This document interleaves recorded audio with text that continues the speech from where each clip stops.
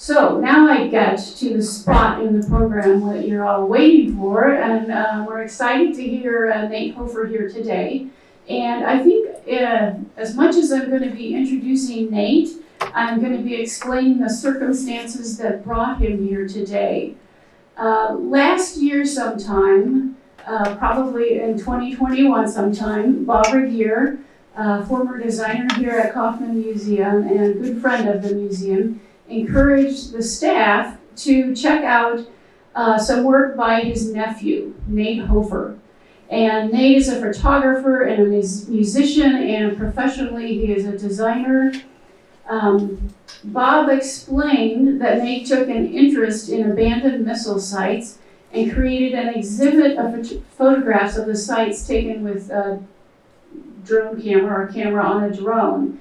And it sounded like an intriguing topic. So my husband Mark and I stopped in Lenexa on a trip to or from Kansas City and saw that exhibit.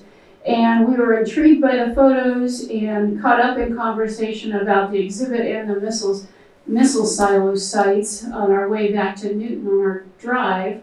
And I took that thought of Nate coming here for a program or having an exhibit in the back of my mind. Well, if you fast forward a number of months, probably half a year to 9 months, I got a call from a friend in the Kansas City area, and she said she met this guy at a neighborhood party. And turns out the guy was Nate, and that he had done really interesting work with taking photographs of the missile silo sites. And so I was like, oh, okay, wow, the worlds are coming together. And I also learned that Nate had earned the World Peace Photograph Award. Is it last spring? About a year ago. So that was exciting news also. And then somewhere in this conversation and the things happening, I realized that our current special exhibition, The Magic of Things, and one artifact especially had a direct connection to the missile sites. You may have noticed the Nuclear Free Zone t-shirt that's in the exhibit, and that is from the 1980s here in North Newton. Bethel College students promoted and won a proposal with the North Newton City Council to make North Newton a nuclear-free zone. So directly related there to those missile sites, because they were building missile sites all over the Midwest. And as they say, the rest is history. I contacted Nate, and it's not all history, because there's one more little coincidence that happened. I learned from Nate and from Rachel F. Buller, Bethel College professor of art, that Nate's exhibit would be at the Regier Gallery in the Lycan Fine Arts Center at Bethel College during August and September 2022. Isn't that just a nice, happy coincidence? I thought that was pretty good. And we actually had been down our road of planning, and Rachel F. Buller had been down her road of planning, and we didn't even know the two connected. So that was a very nice thing to have, nice coincidence to happen. And so I'm glad that coincidence brought Nate here today, and I'd like to have you help me welcome him.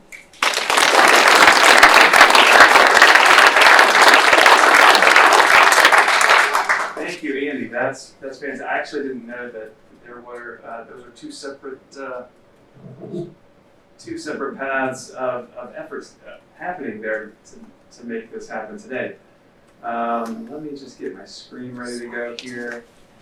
Sorry.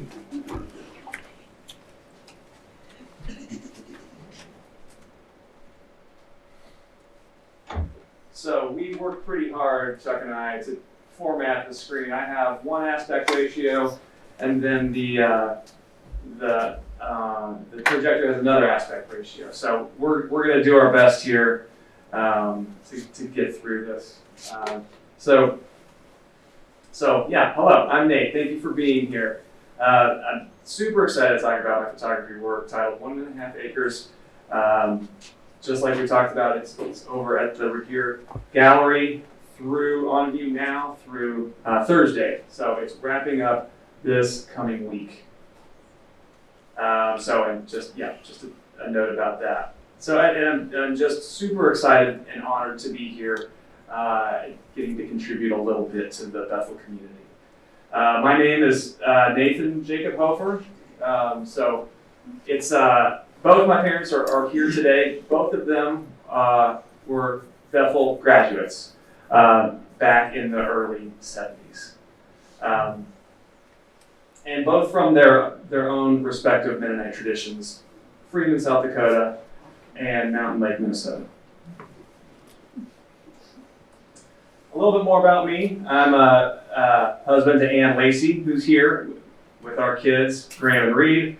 I am not an alum of Bethel, but another Kansas school. I'm probably a graphic designer first, / artist, occasional printmaker, musician, constantly curious, constantly creatively driven. And it's important to say who I am not. An expert on nuclear weapons, I'm not. Or a Cold War historian, no. A political or foreign policy wonk, I wish I was.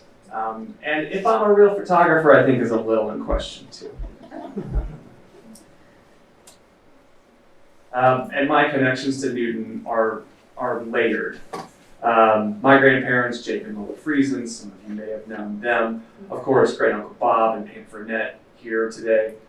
Great Grandma Regier and the family of Terry and Chris Graber. My sister Katie, who's here, and I have visited many times North Newton since the 70s when we've come for holidays, Fall Fest, family reunions, gatherings, and birthdays. Uncounted visits to the breadbasket, counting today. And my wife Ann has multiple connections to friends of hers. And I remember when the Kauffman Museum opened. And just in this new age of better social responsibility, I think it's important to point out that worrying about the dangers of nuclear weapons is a privilege. There are many other communities that face daily, more pressing existential concerns. So, where to start on this project? Believe it or not, we do have to go back to Nigeria in 1974. And that's because both of my parents, right out of Bethel, were part of the Teachers Abroad program in Kaduna, Nigeria for 3 years as conscientious objectors to the Vietnam War. And so that's quite a legacy to live up to. And that's quite a way to demonstrate to your kids a value system. So throughout my life, I've always known my parents to be war protesters. Growing up in and around Eudora and Lawrence, Kansas in the 1980s, you did not know about Russia, the Soviet Union, the communists, potential dangers of nuclear weapons. That was all in the air. For example, we lived within sight of Sunflower Army ammunition plants. And it seemed to be kind of accepted knowledge. If World War III ever broke out, we'd be a target there of Soviet ICBMs. Another example is the filming of the TV movie The Day After, filmed in and around Lawrence, Kansas. And we all knew people who had been extras, so we were just very aware of what was going on. My mom didn't allow me to watch the movie when it was aired on TV, which made me understand what a big deal this must be. And to this day, I still haven't seen it. And so as a kid, so all that to say, as a kid, I had a lot of anxiety and existential dread as a kiddo. And I didn't really know what to do with that. However, time moved on. The day after motivated President Reagan later to talk with Soviet President Gorbachev on agreeing to disarmament talks on some nuclear weapons. Imagine that happening today. Some nuclear weapon limits were put into place. The Berlin Wall came down, the Soviet Union and the Cold War ended.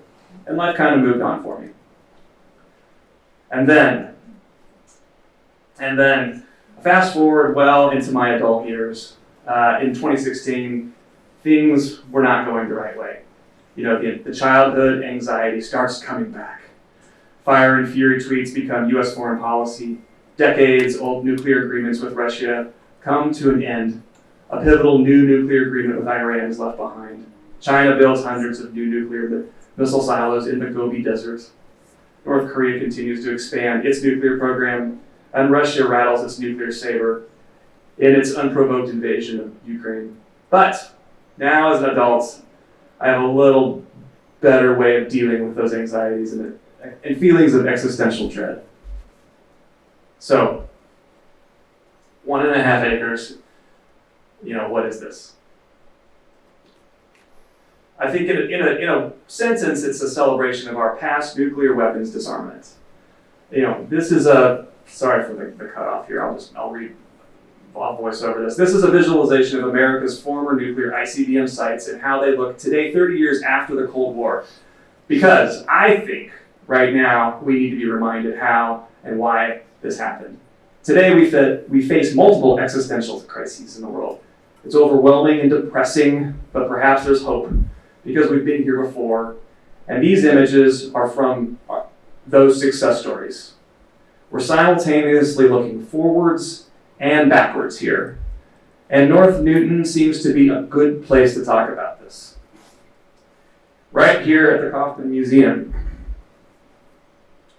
because there is an exhibit, you might have heard of it, The Magic of Things, and in that exhibit, as Andy was saying, is this t-shirt that contains an item that speaks to North Newton's own past nuclear history of war, protest, and nuclear non-proliferation during the Cold War. A shirt that once belonged to a Bethel student, Kevin Stoda, who I knew as my Spanish teacher in high school 30 years ago, coincidentally, and who I recently reconnected with just a little, to give me a little bit more background on the student efforts that made North Newton a nuclear-free zone, both symbolically and practically. For example, this meant that the military was not supposed to transport nuclear weapons components through the rail hub of North Newton. Another part of that is north of that legacy in North Newton. Here at Bethel was a group of students who organized and rode their bikes to a few of the Titan II ICBM sites active at that time, in 1981, around McConnell Air Force Base in Wichita. I've been given access and permission to use some of these images right now from these Bethel Cold War protesters. Here at this fenced-in security area of a missile site, possibly singing hymns. There's a guitar kind of in the bottom of the frame there. So I'm still kind of learning about this, but it's all impressive to me. And these photos come courtesy of 2 Kauffman Museum staff members who were here. So thank you, David and Chuck. And knowing I'd be exhibiting this close here in Newton to those Titan II missile silos around McConnell, I made a photograph of one of those sites, all which have been decommissioned since 1987 due to technical obsolescence. Not because of any nuclear treaties, I wanted to point out. But this one is right to the east of Winfield, Kansas. Part of the ring of about 20 or so former ICBM sites. Taken from the air with a drone, so we're looking straight down to help orient us, and it's about 7 o'clock in the morning with a raking light coming from the east. All that's really left is this fenced area. You sort of see this geometric shape, and then some cement pads. And curiously, this is not in private hands, as most of these sites that we'll see here in a moment are. This is still owned by the government for reasons I'm not able to find yet. So, what is an ICBM? Intercontinental ballistic missiles. Right? These weapons were part and parcel to the Cold War, NATO versus the Warsaw Pact.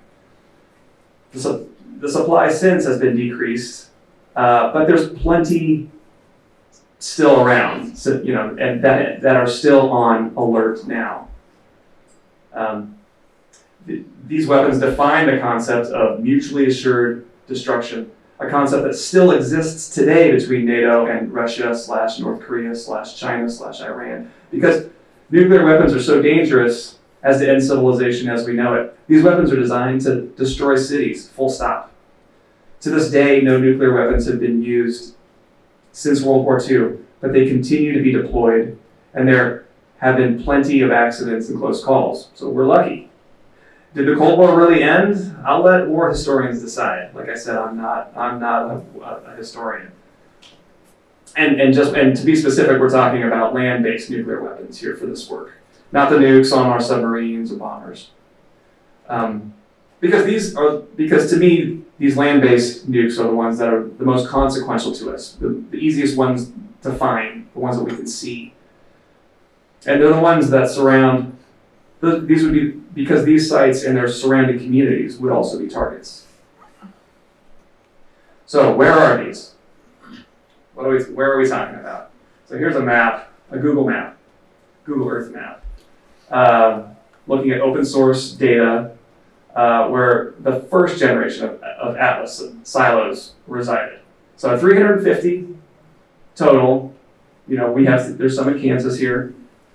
1959 to 1968.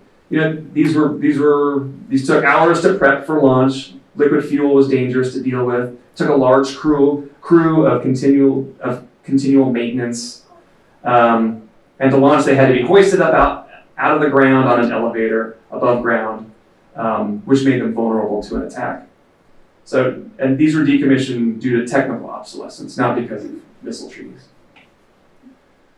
Then came Titan, 1962 all the way to 1987. 54 of these were deployed.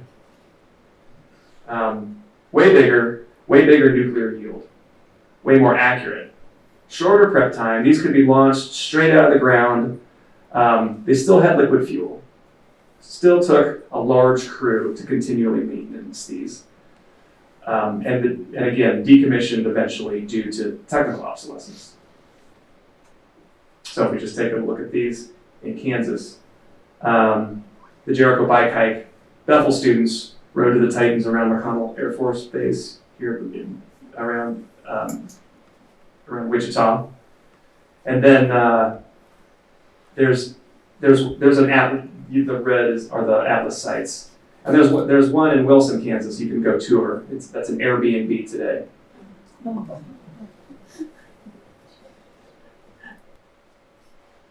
And then shortly after the start of the other two ICBM programs, Atlas and Titan, came Minuteman.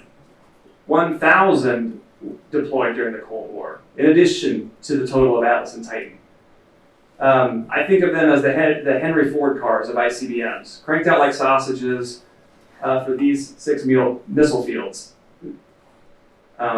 Because now we're talking about solid rocket fuel, way less maintenance, way less crew to take care of them, just minutes of prep time to launch. And these could be put into farmers' fields with no continual maintenance or crew living there. Less nuclear yield than Titan, but way more can be made. Smaller footprint in the ground, about 1.5 acres to 2 acres. And today there are currently about 400 or 450 on here trigger alert. About half of them since the end of the Cold War have been decommissioned. How did that happen? Hard to imagine today. Anything like a nuclear treaty working again. But at that time, the two superpowers of the world did make progress toward a nuclear-free world, or at least a world with less nuclear weapons. And what we're looking at here, the big white X's are the missile fields that were decommissioned in the 90s, and then the green checks are the ones that are the missile wings that still exist today. So if we zoom into one of those, to Missouri, where most of these photographs are taken, we're taking a closer look at these are all decommissioned. So we get a kind of a sense of how they're organized. There's 150 here. Each site is one missile. And a missile field is 150 sites, 3 squadrons of 50 missiles. Each squadron is 5 flights of 10 missiles. So one flight of missiles breaks down like this. So there's a hub in the middle where the crew would live and would be on alert 24/7 under the ground in a launch bunker.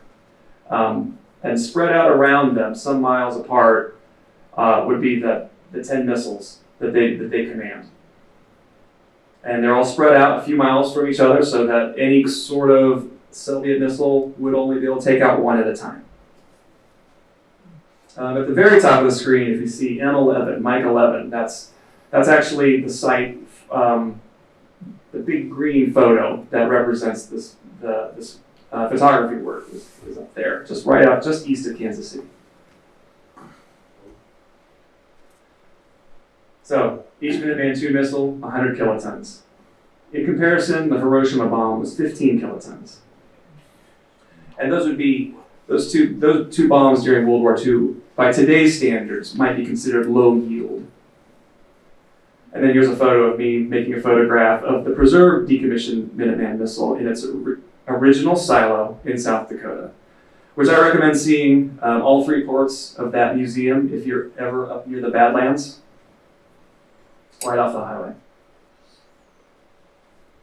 So, we'll move on to decommissioning. Is this interesting so far? Yeah. Okay, cool. Great. I could talk about this all day long. So, this says 1996 here at the top. So we're looking at more open source satellite imagery on Google Earth. Anybody can go access this stuff. As part of the Strategic Arms Reduction Treaty between America and the Soviet Union, the START Treaty, this crater here is where a nuke was taken out of the ground, destroyed, and then the silo imploded. This is what happened with all 150 sites in Missouri, South Dakota, and North Dakota. And it's left open intentionally like this so that for 6 months, so that Soviet satellites can fly over to confirm its destruction, because that was what was detailed in the START Treaty, to my understanding, so that both sides could comply with this de-escalation of nuclear weapons. And what I love about that is that it's a peace treaty that destroyed this nuclear missile silo. So we're going to step through time here. This is 1996. This is 2003. Google Earth is so much fun, so I had to include this. Many years of visual data. This is 2004, 2005. This is after decommissioned, come back to a private owner. 2006, 2007, 2009, 2010. Looks like it's almost completely gone there. Maybe the fence, I suspect, is taken away at this time. 2012, the imagery gets a lot sharper, and so all we see, first it looks like they've expanded the highway to 4 lanes, and then just the access road entrance is visible there. And I don't know if you can see it here. I think you can. There's kind of a ghosty image of where the site used to be there, just in that dirt. And the power lines still run out there. I don't know if you can see that. And the power lines just kind of run out and just kind of dead end. In 2014, I haven't actually taken photos of this one yet with the drone, but I thought this was a lot of fun to give an impression of kind of what the lifespan of these after they've been decommissioned, how they've been decommissioned, and then what can happen to them. So we'll move on to the photography now. So these are images that I've taken with a camera with propellers, as I call it. So flying above each of these sites 30 years after the end of the Cold War. What's interesting to me is that even though all the weapons components and the underground components of these sites have been taken out, destroyed, or imploded and covered over, the security fence still stays in place. And the current landowner, usually it's a farmer, then uses it for whatever they want to. Usually it's agriculture based in some way. So both of these we see hay bale storage. And the one on the left actually is divided, and it looks like there's possibly cattle feeding in the north half of this one. By the way, these images are all just a little bit squished. Again, it's we fought a little bit with the projector, but we're doing pretty good here, I think.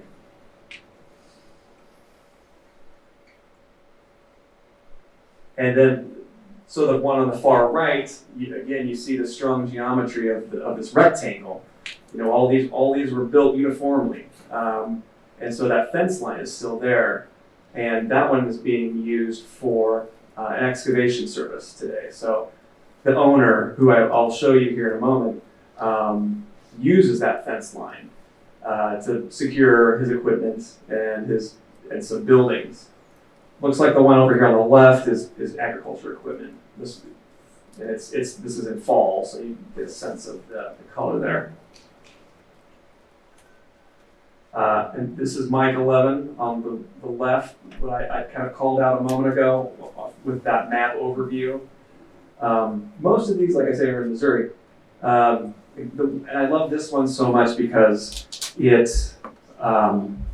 can see how much time has passed between the time it's been decommissioned as a nuclear weapon and today, right? We've got 30 years of overgrowth around that fence line. There's a little gate in the very bottom that's still open, but the rest of it is just, nature seems to be overrunning it, returning to nature in a sense even. And again, hay bales. The one on the right is similar, just a lot of overgrowth there in fall, and you can see it. I think it was past harvest at that point, so there's not much in the field that surrounds it. So yeah, again, just you kind of get the idea, I think. You got the access road and the gate is always there. Sometimes power lines are there, like here on the one on the left. Running along the right edge of the photo, the power would have come in there for the site. Again, just overrun with trees. And the one on the right, the photo on the right is very, it just seems like it's been completely ignored. And trees and nature are just taking over. This is a triptych of 3 different farms, all using, it looks like grain storage bins on the sites.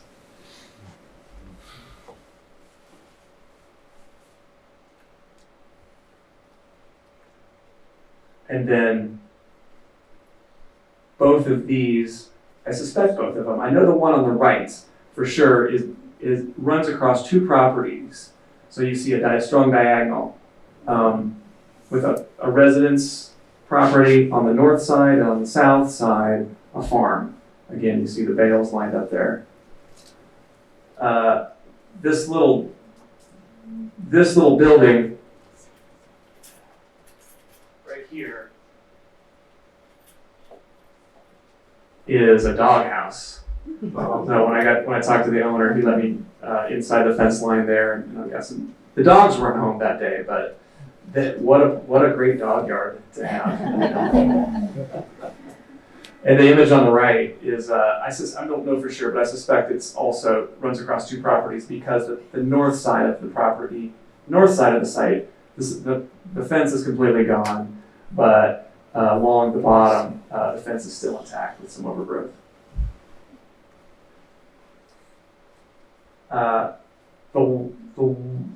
The image on the left is actually in North Dakota. So I did travel up to the Dakotas for a few days to take some photographs. And here, the fence must have just been taken away because there's still such a strong impression of the inner area here. And the image on the right is actually it's a Missouri site, but it's a public land. It's part of public land now. That's universally accessible to anybody who wants to go out there. As part of a prairie preserve in Missouri.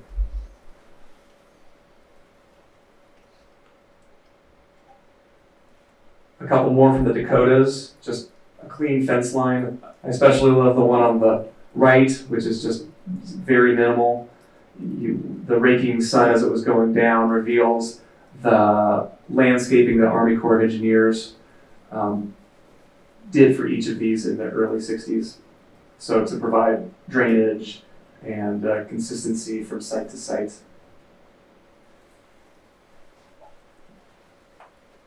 Missouri on the left, and then on the right in North Dakota, there is a state historical site and museum. So you can go right there, open to the public, and they've actually left all the top side elements in place. So right here,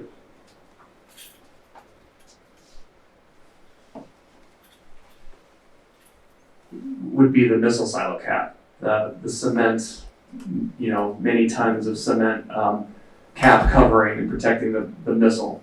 All left intact and written into the START Missile Treaty provision. A provision was written into the START Missile Treaty to help preserve this and make it clear that it was going to be a museum site, so that Russia would understand that it was still a decommissioned missile silo. I'm in the very top, so it's a bit of a self-portrait. I've got my car parked right outside the north part of the site, and I'm standing just to the rear of my car. A couple more from Missouri, as the sun was coming up. And then this is a fun one. This is one site, Lima 2, near Garden City, Missouri. The one on the left is from 2019, the middle is 2020 in the summer, and 2022, just recently, this last July, during the Independence holiday, there is a church that sets up a fireworks stand up there. So there's a lot of layers of meaning to that.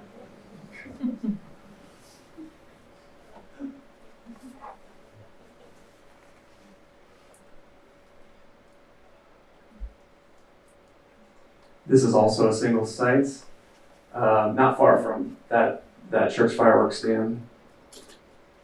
Just different times of the year.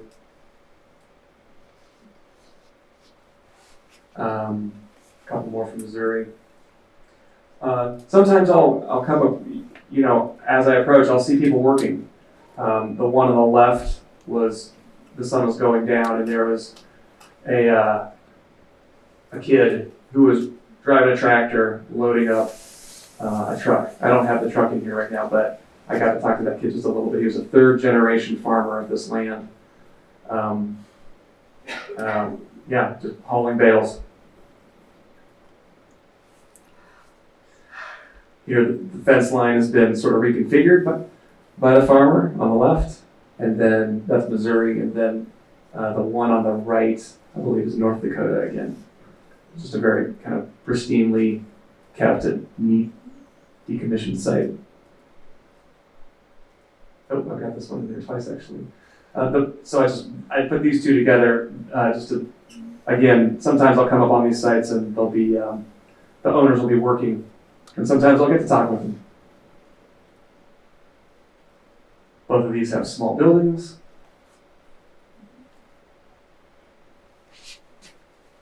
These just have a lot of hay bales. And the ones on the left, the hay bales, with the way the sun is hitting, the shadows are kind of suggest missile shapes to me. Oh, yeah.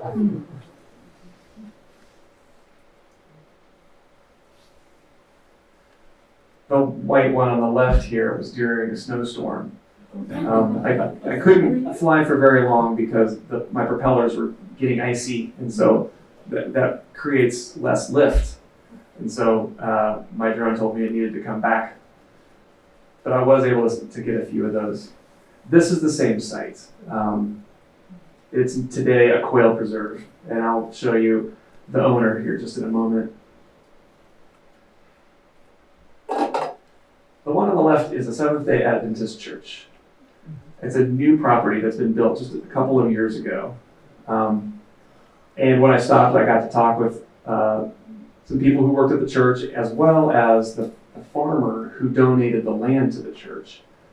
The reason the church is actually set just to the east of the missile site. The access road is now used as the entrance to the parking lot. The parking lot is where the missile site was. And there's a good reason why the church is just set to the east, and that's because the EPA, the Missouri Department of Natural Resources, and the Air Force together collaborate in keeping tabs on each of these sites in Missouri. I don't know about the Dakotas, but I know at least for Missouri that they come together and help remind the private owners of what they can and can't do with the sites. For example, you're not supposed to dig 24 inches below the surface, or can't alter the way that the site drains off rain. And that's because of the toxins that are still in the soil, the sites for each of these sites. And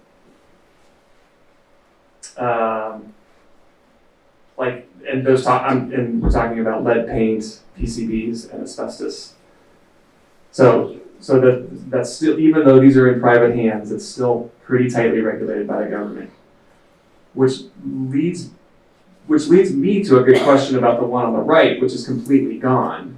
It looks to my eye like as though it's gone completely back to farming. Even the fence line and the landscaping are gone. But I know it's the right site because when I went there, I was still able to find just a remnant of the entrance from the road, the access road entrance. And curiously, the road that the site on the right is on is called Minuteman Road. Ironically, it's the Minuteman is gone, but the road still it retains its name. You can find wayfinding along the county roads there that have the same Minuteman Road, which is fascinating to me.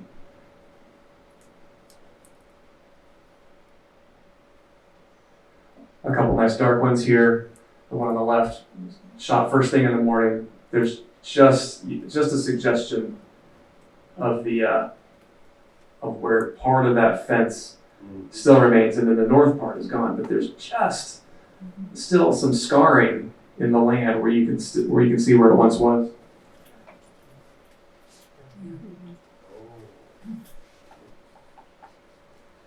That's a Missouri site, and then the one on the right again is in the Dakotas. Again, just completely gone. If you look close, you can see power lines running out and just dead ending, but the fence is gone, and there's not much there to suggest there was ever a missile site. Perhaps that's an ideal state for these. The one on the left here is a favorite of mine. I took it earlier this year. It was after a prescribed field burn, and this is also on public land, so anybody can access this. And the one on the right is not far from that. Both of these are near Sedalia, Missouri. But again, the one on the left, just about everything's gone except for the landscaping. You can see just where there are some holes where the posts of the fence posts used to be along the left edge perimeter of the site.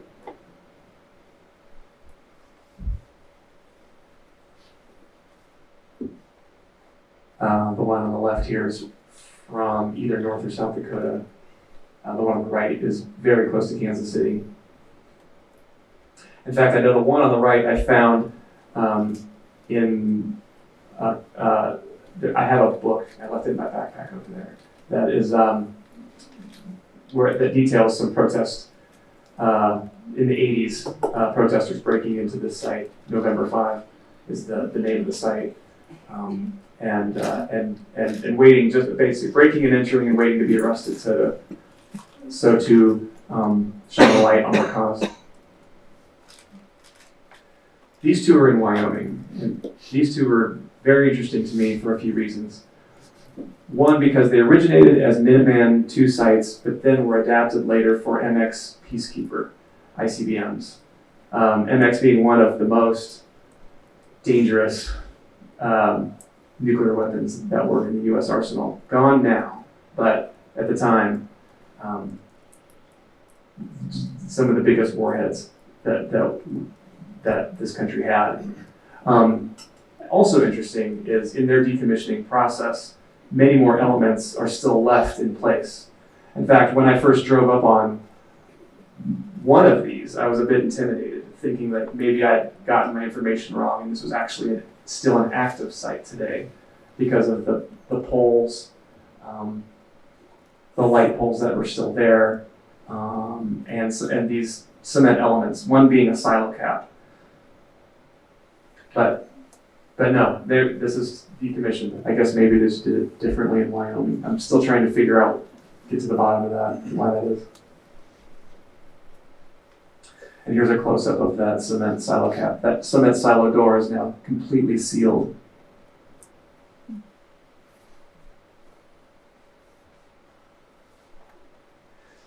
So here are a few, I'm going to show a few, I'll go from straight down point of view to a three-quarter shot. So some of these will be familiar. This is one of those farms I showed earlier with the grain storage. And this owner was particularly interesting to talk to. He talked about how his whole life growing up in this area of Missouri, and how it paralleled the lifespan of Minuteman. He remembers as a kid seeing the Army Corps of Engineers surveyors going out to choose sites, surveying the land where the Air Force was going to put these weapons. And he owned the site when it was decommissioned and then imploded. And he took the fence away eventually, kept the power line running to it for his own use, to run his grain augers and whatnot.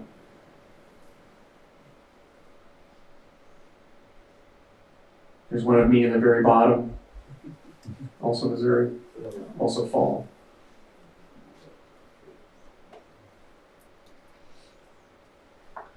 And another one of those that at first glance you wouldn't know it was ever a site, but you know, Google, my internet information sources told me it was, and then once you look close enough, you can kind of see things, details like where the entrance would have been, and now today a working farm, right where the grain storage bins are.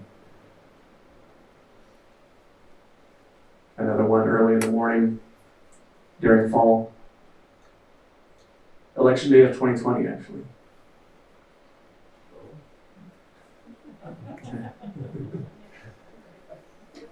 This one's a little closer to Columbia, Missouri. But I get lots of my favorite ones are the ones that are so overgrown. You know, it's very clear the passage of time, you know, since it was a weapon. This is a muggy, hot summer morning a couple of years ago. Completely just completely fallow. As far as I can tell, nothing happening there. So trees have just kind of started sprouting up and growing.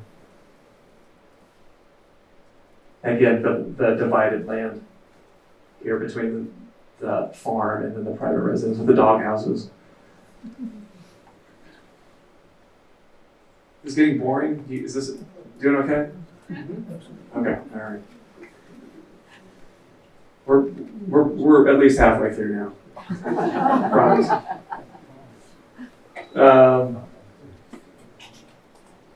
This one has, I think, natural gas storage off to the side here. Again, this is the Prairie Conservation public land in Missouri. My car way off to the right there. The original access road comes out. You kind of get an idea where this, right there in the middle, the access road kind of comes and turns into like an ATV trail.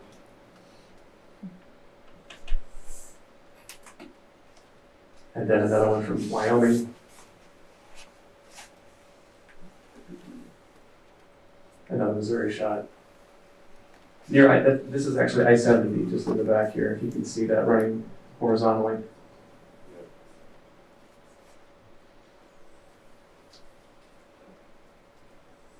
Another Missouri farm. And another Missouri farm. This is that Seventh-day Adventist church in Kingsville, Missouri.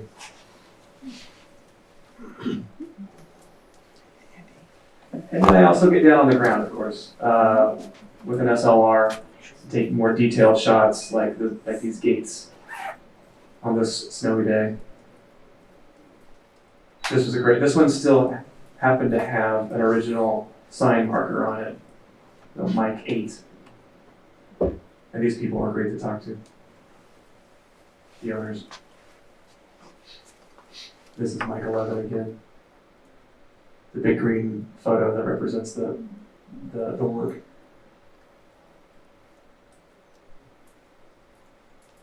And one more in South Dakota. Another aspect of this photo project is talking to, meeting, and photographing, getting portraits of the owners or people who are associated with the land. So this is J.C. Meyer in Ionia, Missouri, and this farm is on a former missile site. In fact, here it is.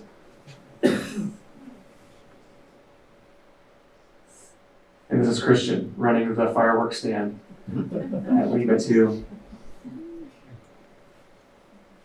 Here's that fireworks stand right off this Missouri highway. So I like showing this one because it gives a sense of just how close to civilization these are, right? Some of these are pretty far out rurally, but some of them are right off of a highway or a town.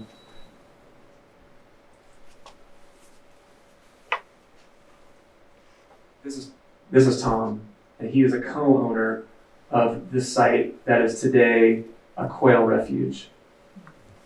And he's a farmer and leases this to another farmer who stores hay bales. And this is that site.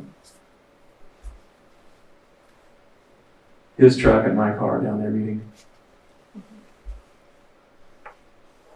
Yeah, one thing I do, if at all possible, I try to meet the owners, and either I'll talk about more of this in a minute, but my favorite trips and photo sessions are the ones where I get to meet the owners of these sites. This guy was a hoot. I gotta look up his name here. Right, this is James, and he grew up in this area, so he had all kinds of great stories for me, like that go back to him being in high school, and having to do not duck and cover drills, but drills where they would all go to like a sort of a makeshift bomb shelter in a furnace room or something. This was Oscar 10, and he still has the original sign for his site, which I thought was fascinating. And it's got a bullet hole in it.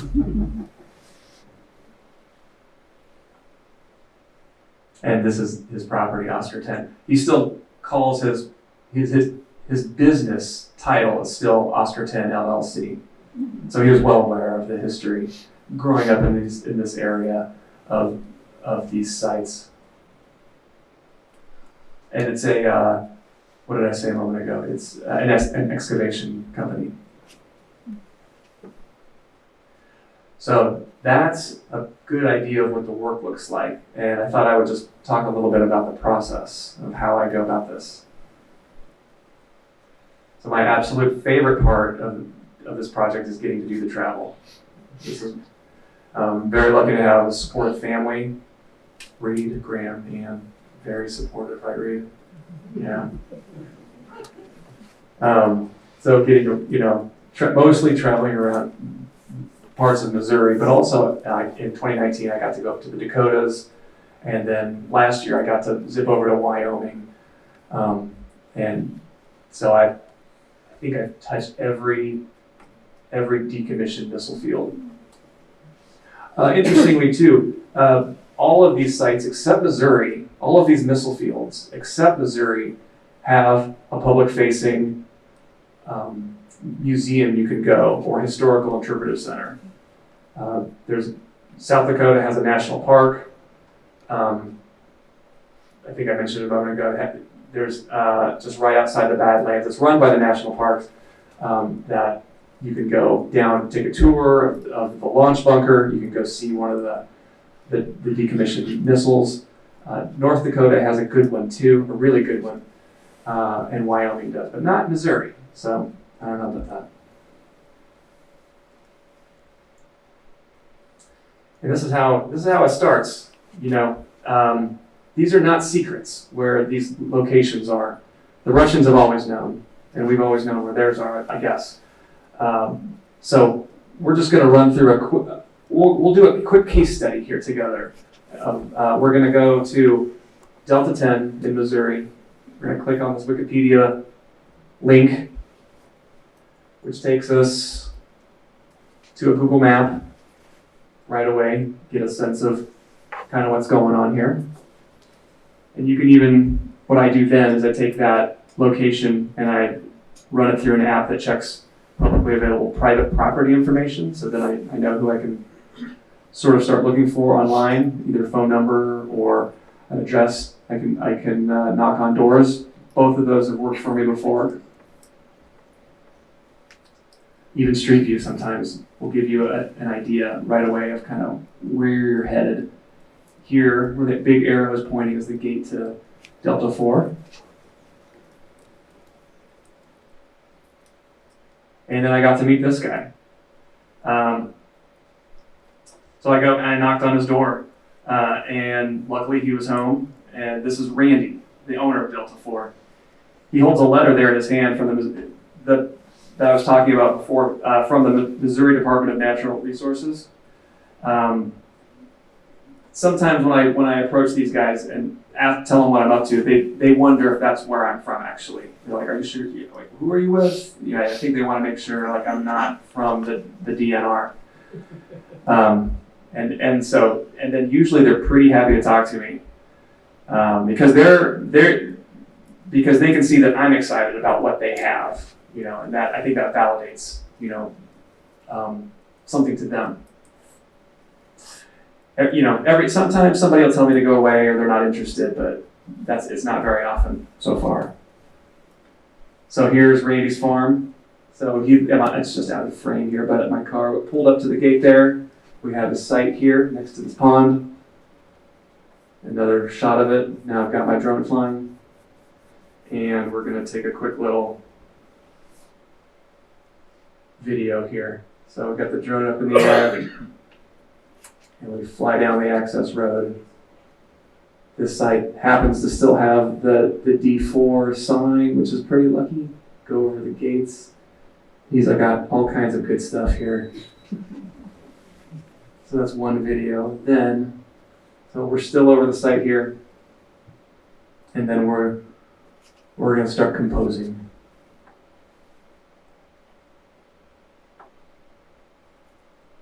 So the camera goes up, it's pretty steady. And we start orienting and finding that shot.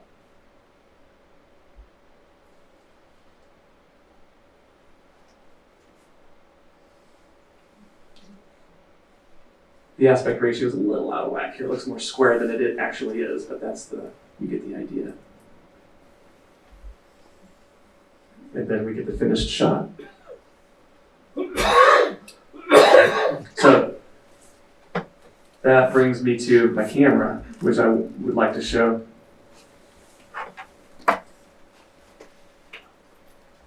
And I brought this because Uncle Bob had asked about this, so I wanted to make sure that I showed this off today. It's a typical consumer level drone, but it's got a heck of a camera in it with pretty good resolution. It's got a little gimbal here that turns. They can fly for about 20 minutes. So I've got, multiple rechargeable batteries for that. So that's my go-to for most of these shots, or all the shots from the air. Yeah, that folds up nicely.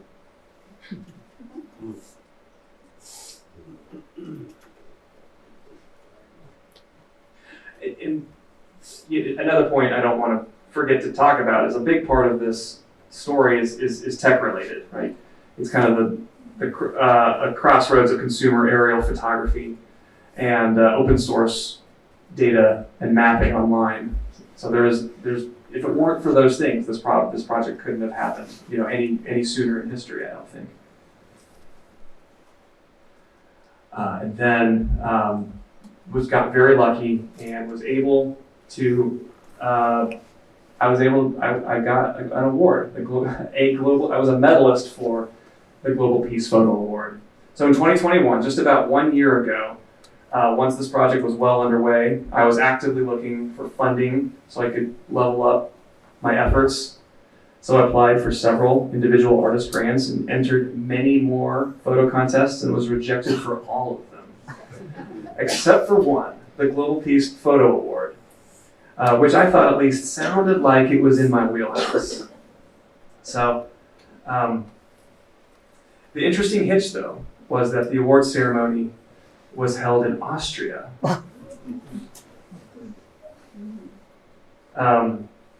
So the Global Peace Photo Award recognizes and promotes photographers from all over the world whose pictures capture human efforts toward a peaceful world and the quest for beauty and goodness in our lives. The award goes to those photographers that best express the idea that our future lies in peaceful coexistence. It's organized by an organization called Decommissioned in Vienna, also UNESCO, also Austrian Parliament, the World Press Photo Foundation, among other organizations. Over 16,000 images, they say, entries from over 114 countries. So luckily I made the short list. And then I was told to make travel plans for Vienna, which meant I was at least one of the 5 medalists. And we didn't know until we got there to the ceremony who of the 5 was going to win the grand prize of 10,000 euros. Here's me in the Vienna Museum District. And then here's me on stage. Oh, I'm off to the, okay, hang on.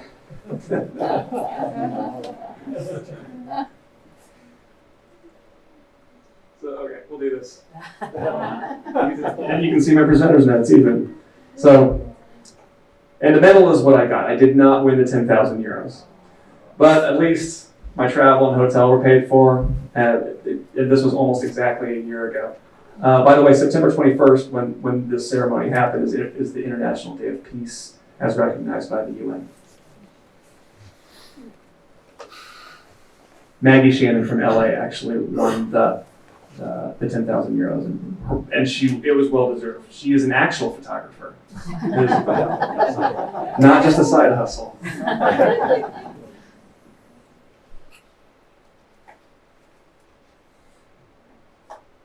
And here I am standing awkwardly receiving my award because standing on stages is really not all that comfortable for me. But I learned a lot. You know, I was rolling with people whose day jobs was to make the world a better place. I met with people from NGOs who go into war zones to bring aid to people. I met a Russian journalist, an editor who fled Russia to keep her job and her life. A National Geographic photographer who was the first to photograph the elephant's foot within the bowels of Chernobyl. And another medalist who earned the trust and made portraits of victims of Boko Haram in Nigeria.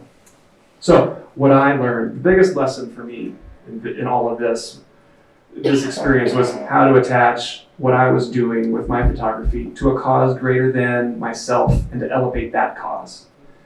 Highlight that cause and demonstrate why it's important to the world. So up to this point, I thought of my work as somewhat autobiographical, and it is a little bit, but really it's more about the cause that you're speaking to. The guy I'm talking to here is from the UN. So. This is what everybody else did. I felt like I was a little out of water here, but it was a good experience. Fish out of water. And so we're almost wrapping it up here. Speaking about influence, no one creates in a vacuum, of course. And sources that I want to point out here are a book in particular, Nuclear Heartland, with the red star. Is a book by Nuke Watch, which includes a history of anti-nuke activism at missile silos, like I had talked about a moment before with that particular site, breaking and entering kind of stuff, as well as artist photographer Terry Evans, who has done a lot of aerial photography of the Kansas prairie and Flint Hills. Her work is kind of like a North Star to me on how exactly to capture the ground from up on high. Yeah, all kinds of podcasts, books, history, and artists. And one more important source is the Bulletin of the Atomic Scientist, whose doomsday clock has been a reminder to the public since 1947, when it was set at 7 minutes to midnight.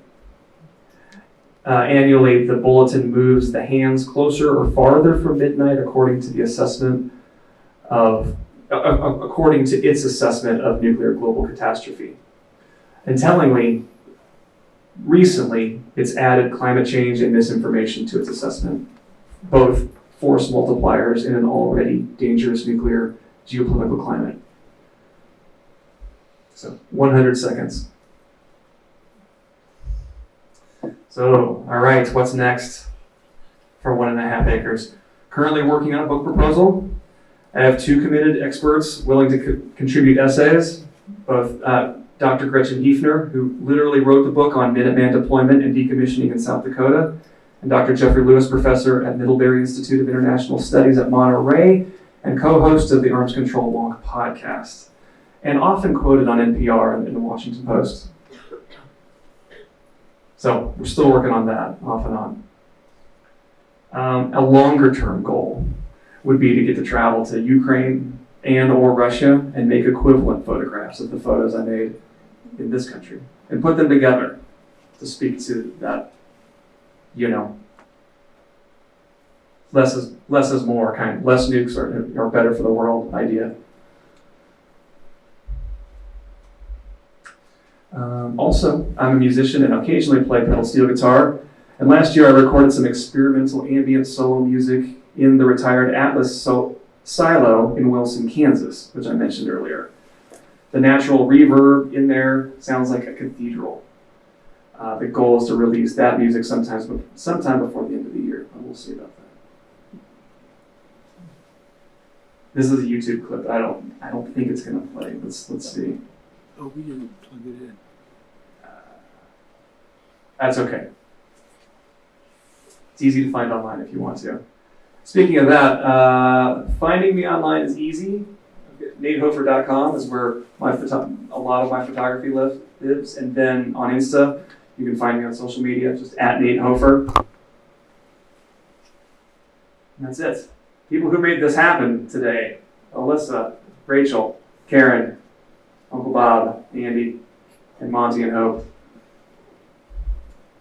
And special shout out to my wife, Ann Lacey.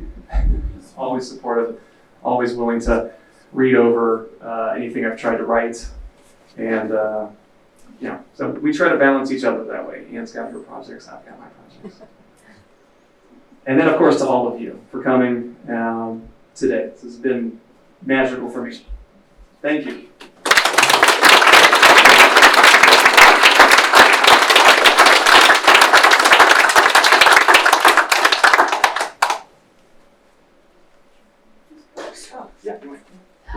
Any questions for Nate? And I can take around the microphone, I hope. Turn it on. Can you hear that? Yeah. Okay. I'll be right back. From where we're sitting right now, where's the closest site here in Kansas? That's easy, yeah. Potwin. Yeah, there's one there. I have a couple interesting things to say about the Potwin site. One, Uncle Bob told me once about how he went there in the 70s or 80s and protested, which was inspiring to me, and I wish I could have taken that photo and included today. But talking to the owner, they wouldn't have it. So unfortunately, I missed that one. But that one's just right off the first street. I think I heard you say you remember the opening of Kauffman Museum? Yeah. What year was that? I think it was 1987. Okay, because I worked in the Kauffman Museum in the 60s. Yeah. And I don't know how many of you met Mr. Kauffman, who was from South Dakota and was the one that instigated all that. There's some hands out there. Yeah. Some hands in the back. That's some hands. Yeah, and so I'll add a tidbit there. The Kauffman Museum opened its doors on this site in 1987. It opened its doors across the street in 1940, 41. And before that, it was in South Dakota. Oh, I didn't know that. Any other questions for Nate? Select audience members. How many missile silos have you photographed? That's a great question, Graham. It's right around 50. So there's a lot more to do. I don't know if we'll ever get all of them because there's 150, like 550 out there, and that's just a Minuteman. So there's plenty to do. Okay, you got one in the back. Yell it. Yeah, you yell it and I'll repeat it. What was the process by which these lands became private? What was the process by which these lands became private? Good question. So just taking a step right before that, the military or the government, the Air Force, acquired them through eminent domain, and then for bottom dollar from the landowners, usually a farmer. And then at the end of the decommissioning, they were offered for sale again back to the owners again for bottom dollar, and not in every case did it go back to the original landowner. If there was a dispute or if they were not happy with that price or unavailable to purchase it, it might go to somebody completely different. Did that answer your question? Did I understand that you found the sites by just Wikipedia, just Googling it, and then that's where you had the list where you could click on it? Exactly right. I wanted to ask a question about the nature of being real. You say you're not a real photographer, you're not a real expert on ICBMs, there's so many things, and I just wonder, what is your concept then of being real? Fair. Yeah. Well, I guess it would be, I see myself as more of a YouTube historian. Like I'm more of an armchair historian, right? What I find online or what I read in a book, it's not my training. I'm trained as a graphic designer. So that's what I bring to this, It's not everything else I pick up along the way, photography included, is stuff that I'm kind of learning as I go.